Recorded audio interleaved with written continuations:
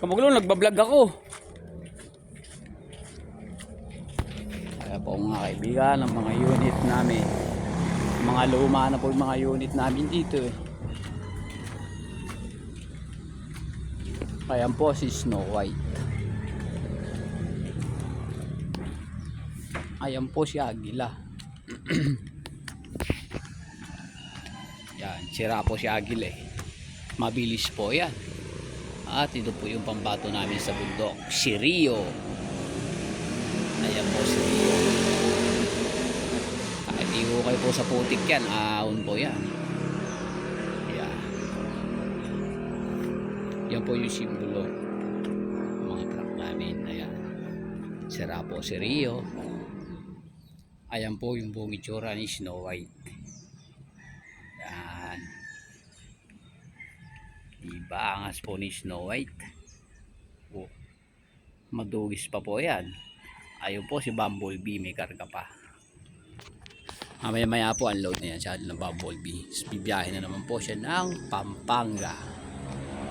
Ayan po si Bumblebee. Medyo hindi ko ganong nalilis si Bumblebee. Pasensya na po kayo, medyo madugis po eh. Yan, tignan niyo po yung mga loob ng unit namin. Napakadudungis po ng loob ng mga truck namin. Oops. Yan po si Snow White. Ito naman po si Bumblebee. Check po natin loob ni Bumblebee mga kaibigan.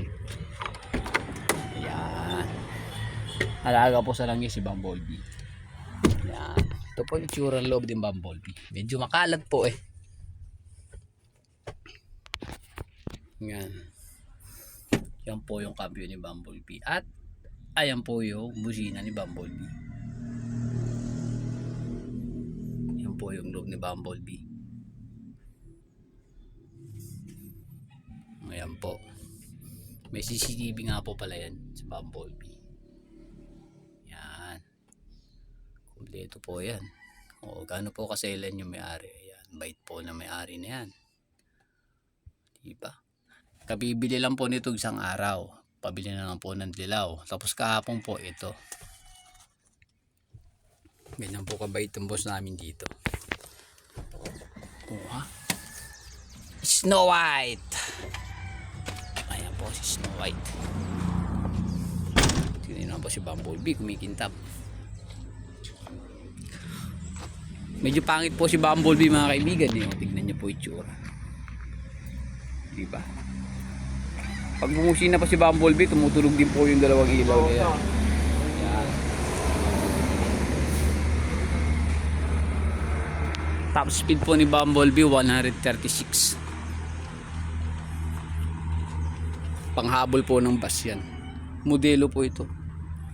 Ayan, tignan niyo po ilaw ni Bumblebee. Isuzu po siya.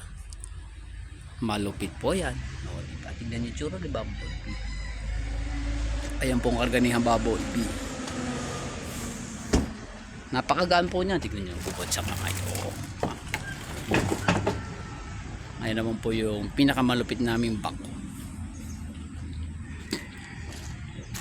Pipitsugin po yung bako namin dito eh. Volvo lang. Ayan po yung pogi naming operator. Uwi na siya. Bye bye. Ingat ka lagi. Ayan po. Tapos na po ang aming trabaho. At kami po ay mag-iinom na. Joke lang. Bibiyahe po kaming Haloflex.